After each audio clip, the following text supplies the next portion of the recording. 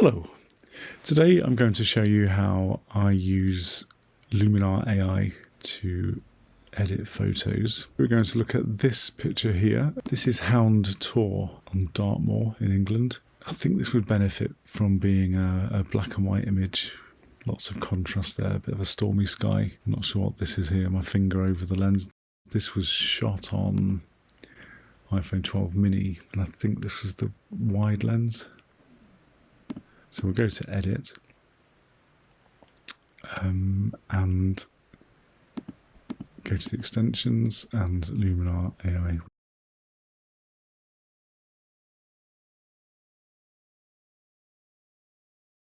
When you first open Luminar, it usually gives you some suggestions of which templates you think you should use. So it started off there with easy landscape, so let's go with that for a start. Look at this long exposure now. Yeah, already that's punched it up a little bit, hasn't it? We've got a little eye tool here. We can go back and see the before and after. You have to be really careful of Luminar because it can mess your skies up. It's already starting to there, but they have a tool to let you replace the sky, which will give that a go as well. Let's just have a quick look at some of these others. Sunset, clean light. There's a black and white one there. I'm going to do my own black and white conversion though. Forest stream, snowfall. Now we'll stick with this long exposure and move over to edit. And I'm going to go to composition because we need to get rid of that fingertip there. So the aspect ratio, I'm going to go with a 3:2 for this one. So the iPhone natively shoots 4:3.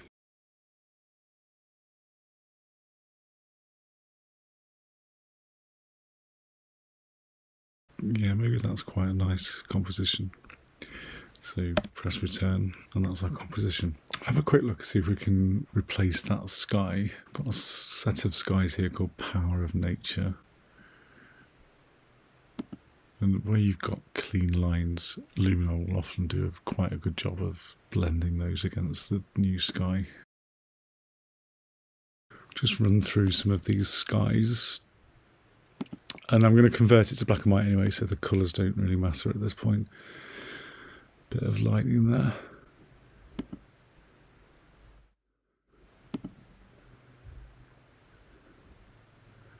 I want it to look reasonably real.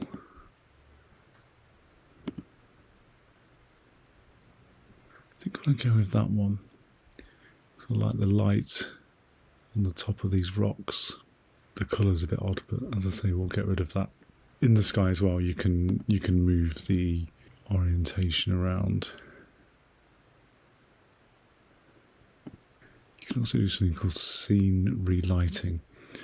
This is quite good because it kind of blends the light of the scene into the sky. So the next thing I would like to do is I'm going to do a black and white conversion. And we can put some coloured filters on that.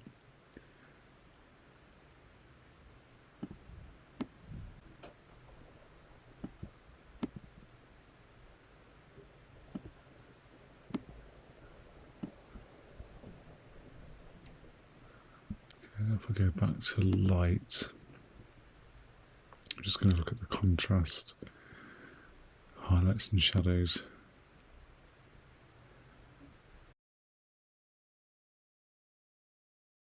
I want it quite contrasty, but I want the details in those rocks.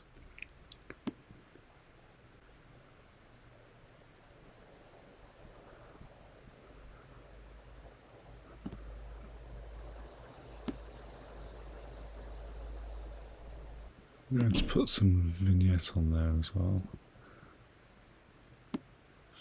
just to darken those edges up a bit. We can go to atmosphere as well and add some fog in.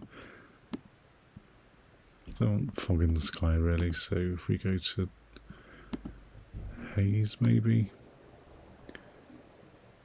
that's just adding some haze in down here. It can be quite good to add depth. I'm not overly happy with that sky. It's a bit light compared to the rest of the scene, so we could just take some brightness out of that. The mood tab lets us add LUTs to that as well, which are colour but will also work in black and white. And you can go back to your eye tool there to see the difference. Just going to go back to my sky enhancer.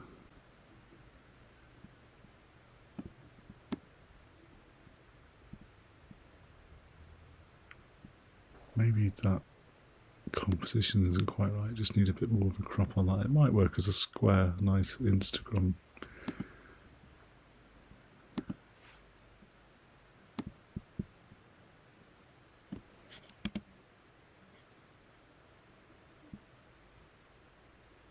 Does that work? No, I don't like that. I'll go back to my 3.2. The great thing about Luminar is you can just keep going until you're happy with it. I think I just need a bit of a tighter crop on here. It being an iPhone image though, it will suffer from being cropped too much. Just trying to keep an eye on my third lines. Oh, we're getting somewhere now. So back to the original. And for me, it's just a case of just keep tinkering until I'm happy.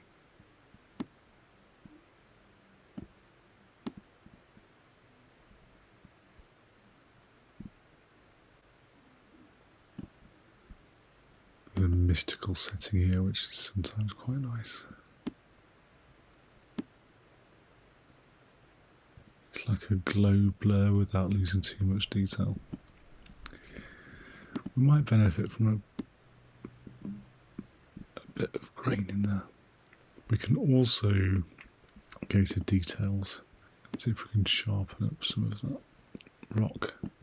Too much detail can do some really strange things. And you can see the effect of any of these at any point by just turning that on and off. With the vignette you can choose a focal point for it.